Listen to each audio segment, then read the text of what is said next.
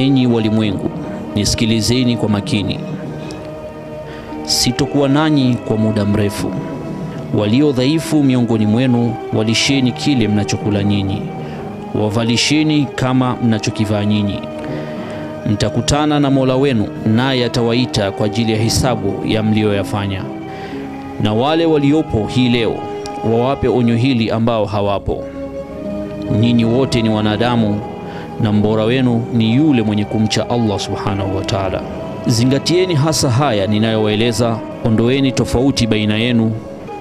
Lazima mjue kila Muislamu ni ndugu kwa Muislamu mwenzake, na Waislamu wote ni ndugu.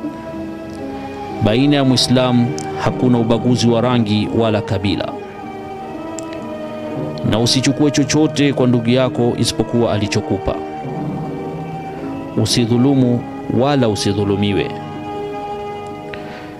O umma wangu, mimi si kitu kingine ila ni binadamu kama nyinyi, na malaika wa mauti atanitembelea hivi karibuni, na umauti utanichukua.